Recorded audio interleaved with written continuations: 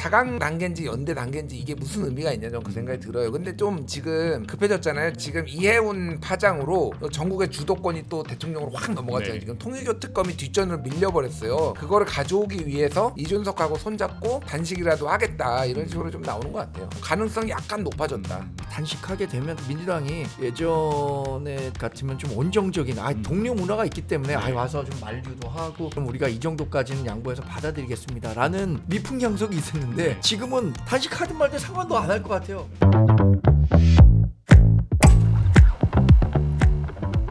지금 야권에서는 이제 장한석 연대론이 거론이 되고 있는데 사실 장동혁 대표의 필리버스터에 대해서 한동훈 전 대표와 이준석 대표가 좀 긍정적인 평가를 하면서 이제 연대론이 불거진 건데 사실 한동훈 전 대표의 칭찬이 조금 의외라는 평가들이 있습니다. 이제 아무래도 징계권이나 이런 것들이 좀 불편하게 만들 수 있는 상황인데 이걸 좀 소장님 보셨을 때 한 전 대표가 좀 먼저 손을 내밀었다 이렇게 볼 수 있을까요? 네. 뭐 대화에 손을 내밀었다는 뜻으로 한 메시지는 아니었을 것으로 봐요. 네. 그런데 당 대표로서 열심히 했다. 이번 법안에 대해서는 그 내란 전담 재판부와 관련해서 한동훈 전 대표도 이거 위헌적인 법률 아니다라고 공감을 했었고 당이 사활을 걷고 막으려고 했었던 법안에 대해서 당 대표로서 24시간 결기와 투지를 보여줬다는 측면 거기에 집중한 거지. 네. 이것을 통해서 내가 이렇게 얘기하면 저쪽에서 나의 화해 카드로 생각해서 뭐 화해 모드를 조성해 보겠다 이런 식의 정치적 의도가 있었던 거라고 생각하지는 않습니다. 네.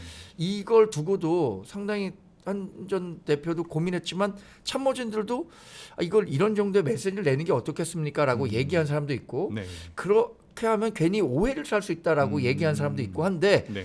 대체로 제가 분위기를 봤을 때는 그래도 잘한 건 잘했다라고 네. 얘기하는 게 우리가 좀 큰 정치인으로서의 모습을 보여줄 수 있는 계기다라고 생각한 분들이 많았고 한 전 네. 대표도 그 뜻을 좀 수렴해서 네. 메시지를 낸 것으로 알고 있습니다.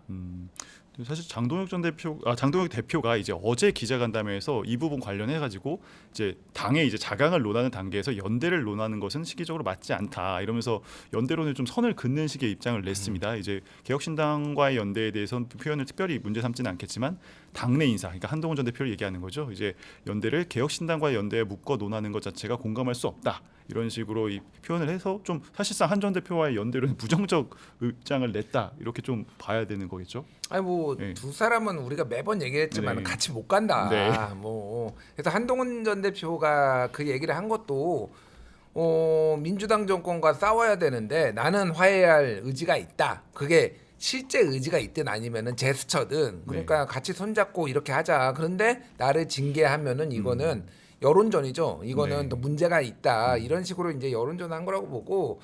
뭐 자강 단계인지 연대 단계인지 이게 무슨 의미가 있냐 저는 그 생각이 들어요. 근데 좀 지금 급해졌잖아요. 지금 통일교 특검 또 그렇죠. 지금 공동으로 단식할 수 있다, 뭐 대응할 수 있다 이런 얘기 나오니까 이게 그러니까 지금 이해운 파장으로 전국의 주도권이 또 대통령으로 확 넘어갔잖아요. 네. 지금 통일교 특검이 뒷전으로 밀려버렸어요. 그러니까 그거를 가져오기 위해서 네. 이준석하고 손잡고 단식이라도 하겠다 이런 식으로 좀 나오는 것 같아요. 뭐 실제 단식으로 좀 이어질 걸로 보시나요? 좀 가능성이 약간 높아졌다. 사실 그러니까 이거는 공동 단식을 하면은 네. 이준석 대표가 이득이죠. 어쨌든 세석과 네. 107석과 네. 그럼 둘이 나란히 앉아 있거나 그림이 나오면은 이준석의 존재감이 더 커지는 거고. 그래서 장동혁 대표가 굳이 할 이유가 없어 보인다라고 생각은 했지만은 네. 뭐 이제 개혁신당과의 내년 그 지방선거의 연대를 위해서 좀 그런 차원에서 가능성을 열어두고 할 수는 있다라고 봤는데 지금은 그 통일교 특검이 다 뒷전이 돼버렸어요 사실. 그러면 이럴 때는 정치적 액션이 필요하거든요. 네. 그게 이제 지난번에 필리버스터 같은 거였고 네. 지금 그래서 저는 이해운이 이제 장관 임명으로 조금 가능성이 높아졌다. 예, 궁금하다. 네. 예, 하십시오. 저 단식까지 할 수 있을까요? 특검은 일단 뭐 네. 하는 쪽으로 했는데 구성과 관련해 갖고 단식까지 하게 될 경우에 네. 과거 같으면 단식하게 되면 또 민주당이 예전에 같으면 좀 온정적인 동료 문화가 있기 때문에 네. 와서 좀 만류도 하고 자 그럼 우리가 이 정도까지는 양보해서 받아들이겠습니다라는 미풍양속이 있었는데 네. 지금은 단식하든 말든 상관도 안 할 것 같아요. 네. 그냥 단식하시고 우리 그냥 나름대로의 특검법을 통과시켜. 그러면은 과연 장동혁 대표나 이준석 대표나 어떤 그 성과를 네. 거둘 수 있을지 이런 부분에 대해서 좀 걱정이 들어서 저는 뭐 단식까지 가는 일은 없었으면 하는 바람입니다. 저는 사실 특검과 관련해서는 특검을 빨리 이렇게 발족시키는 게 중요하지 구성과 관련해서 너무 많은 에너지를 쏟는 것은 그 바람직한 방향은 네. 아니라고 생각해요. 예를 들어서 변협 같은 데를 지금 얘기했잖아. 민주당 변협 카드 정도는 국민의힘이나 개혁신당이나 받아도 되는 거 아닌가요? 그러니까 헌법재판소 뭐 대법원장 추천 이거는 각각의 정파성이 지금 다 있다고 생각하는 거잖아요. 네. 그래서 안 하기로 했잖아요. 그럼 변협 같은 정도는 국민의힘도 뭐 전향적으로 좀 고려해 보는 게 좋겠다는 생각도 합니다. 네. 사실 이제 장동혁 대표가 계속 당의 변화 이런 부분을 강조하는 부분도 이제 아무래도 당 지지율이나 이런 부분과 좀 관련이 될 텐데 사실 최근 MBS에서 나온 이제 TK 지역에서의 지지율에 대한 보도가 꽤 많이 나왔습니다. 이제 12월 둘째 주에는 40% 정도의 지지율이 이제 2주 뒤였죠. 넷째 주에는 19%로 21%포인트 급락을 한 거고 반면 민주당은 같은 시기에 23%에서 32%로 9%포인트가 올랐습니다. 어떻게 보면 이제 지지율이 뒤집어진 상황인데 굉장히 보수 텃밭이라고 평가되는 대구 경북에서 좀 이런 변화 좀 평론가님은 어떻게 보셨나요?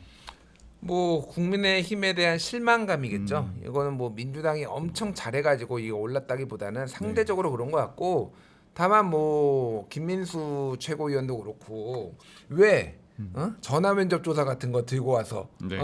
당 대표를 공격하냐 이런 얘기하죠. 한국갤럽 같은 거를 왜 들고 오냐 네. 이런 얘기도 하시는 분들인데 전국 지표 조사 같은 거는 어디다 대고 지금 한국갤럽은 민주화 이후로 1987년부터 정치 여론 조사를 했고 1970년대 세워진 회사 것도 부정하시는 분들인데 뭐 이거를 인정을 하겠습니까? 근데 이제 국민의힘이 뭐 저는 이게 엄청 유의미하다고 보진 않아요. 일시적으로 이렇고 결국은 TK는 그동안에 관성적으로 봤을 때는 투표장에 가면은 또 국민의힘을 찍어줄 거예요. 근데 이게 이런 것들이 이런 지표들이 나오는 것에 대한 보수 진영의 위기감이 사실은 들면은 변화가 있어야 되는데 그게 없다라는 게 가장 보수가 지금 힘들고 절망스럽고 이해훈 같은 사람이 계속 나올 거다라는 생각이 드는 이유예요. 네. 주장 MBS가 표본이 제일 많습니다. 전화조사라고는 하지만 그리고 여러 여론조사들이 같이 하는 것이기 때문에 이게 뭐 전화 면접 조사이기 때문에 국민의힘에 기조적으로 낮게 나온다. 그걸로 치부하기에는 치명적이라고 봅니다. 그리고 물론 지역별의 여론조사 편차는 이게 오차 범위가 크기 때문에 뭐 40에서 19%로 떨어졌다는 것에 대해서 뭐 긍정적이면 보는 분은 야 이거 이게 일시적으로 튀는 여론조사야라고 생각할 수 있겠지만 어쨌든 우리 당이 처한 위치가 좋지 않다는 것은 보여주잖아요. 저는 그런 그 흐름을 보여주는 것이라고 보기 때문에 아까 얘기한 것처럼 민주당이 자꾸만 중도 진영으로 또는 보수의 일부분도 본인들이 담당하겠다라고 하는데 우리는 거길 떠나서 더 오른쪽에 있는 자꾸만 좁아진 지형으로만 가는 게 전략적인 방향에서는 완전히 잘못됐다. 그래서 우리도 빨리 공세적으로 우리가 뭐 얘기하는 거 있잖아요. 최고의 수비는 최고의 공격이다. 최선의 수비는 공격이다라고 하는데 우리가 공격적으로 중도 진영을 공략할 수 있는 그런 아젠다들을 빨리 발굴해서 나가려고 해야지 자꾸만 우리끼리만 몸을 움츠리려고 하면은 안 되겠다라는 생각을 보여주는 여론조사 결과들이 계속 나오고 있다고 봐요. 그러니까 국정 지지율 떨어지고 있단 말이에요. 이재명 대통령 국정 지지율. 민주당 지금 좋을 거 하나도 없는데 그러면 그 반사 이익이 우리한테 와야 되는 거 아닙니까? 근데 오지 않고 있고 또 하나 제가 그러니까 관심 있게 보는 것은 조국혁 신당과 개혁 신당 중에 조국혁 신당 12석이나 갖고 있는데 개혁 신당보다 지지율 낮은 경우가 많아요. 오차 범위 내지만. 근데 그거 왜 그런가? 조국혁 신당은 민주당 진영이 그냥 진보 진영이 민주당을 확고하게 지지해주고 있는 거예요. 근데 우리 중도 보수 진영은 국민의힘 마음에 안 드니까 그나마 개혁 신당이 좀 눈에 들어오는 거고 그 다음에 태도 유보를 보이고 있는 중도층이 많은 거거든요. 네. 그것도 여론조사에 숨어 있는 맥락이라는 점을 좀 인식했으면 좋겠어요. 네. 그럼 마지막으로 간단하게 이제 이번에 수사가 마무리된 김건희 특검 이야기만 나눠보도록 하겠습니다. 이제 오늘 10시에 이제 수사 결과에 대한 발표가 있었고 이제 마지막 기소로 이제 김 여사에게 200만 원대 로저비비의 가방을 준 혐의를 받은 김기현 의원 부부를 이제 재판에 넘기기도 했는데요. 뭐 사실 뭐 민주당에서는 이제 제2 종합특검 이야기를 하면서 어떻게 보면 좀 관련된 수사나 이런 것들을 이어가겠다라는 의지도 보이고 있는데. 뭐 평론가님 보셨을 때 이 어쨌든 김건희 특검의 180일간의 이런 활동과 여러 가지 뭐 결과 좀 어떻게 좀 평가를 하고 앞으로 어떤 여파가 좀 있을 걸로 보시나요? 그러니까 특정인의 이름으로 이렇게 한 거가 흔치는 않죠. 예를 네. 들면 온로비 사건, 예를 들면 BBK 사건 뭐 이런 건데 김건희 종합특검이잖아. 뭐 명태균 어쩌고 저쩌고 있지만은 네. 그냥 우리가 김건희 특검이라고 했는데 16가지 혐의를 가지고 이렇게 다 했잖아요. 네. 성과가 좀 부족한 것도 꽤 있었던 것 같아요. 그러니까 예를 들면은 뭐 이제 저기 뭐죠 그 주가 조작 도이치모터스 말고 네. 제가 이름이 삼부토건 네. 뭐 주가 조작이라든지 이런 건 안 나왔고 갑자기 이제 김혜성 씨 이제 집사라고 불렸던 김혜성 씨 나왔는데 그 연관성은 또 네. 찾지 못하고 뭐 이런 게 있었습니다. 그래서 다만 이렇게 굉장히 짧은 시간 내에 열심히 해서 이런 의혹들이 그러니까 어느 정도 규명을 한 거는 뭐 저는 어느 정도 인정을 해야 된다라고 보고 네. 다만 이제 민중기 특검이 김건희 특검이 이첩을 하지 않음으로 인해서 통일교 문제를 그거를 민주당 거를 그럼으로 인해서 이 성과들이 상당히 빛이 발했다라는 생각은 하고요. 네. 뭐 2차 종합특검 갈 가능성이 높아진 것 같은데 뭐 다 할 수 있을지 뭐 그 의문이에요 좀 개인적으로. 네. 예. 특검은 이제 할 만큼 했는데 그 우리가 흔히 말하는 인디안 기후제식 특검을 하겠다라고 네. 하면 기존에 있는 정부 조직이 뭘 왜 존재합니까? 경찰이나 검찰 같은 상시 수사 조직이 있는데 네. 이 특검에서 본인들이 원하는 성과를 다 만들어내지 못했다고 해갖고 더 길게 더 막 조져갖고 한다고 하는 것 자체가 굉장히 정파적 이익을 대변한다고 네. 봐요. 아니, 특검이 가뜩이나 이 정파적 대변성을 갖고 있다라고 의심받고 있는데 이런 식의 의도를 갖고 내년 지방선거까지 영향을 미치려는 특검 연장 이거는 정말 바람직하지 않은데 네. 민주당 하는 거 봐서는 네. 네. 또 그대로 할 것 같아요. 참 걱정입니다.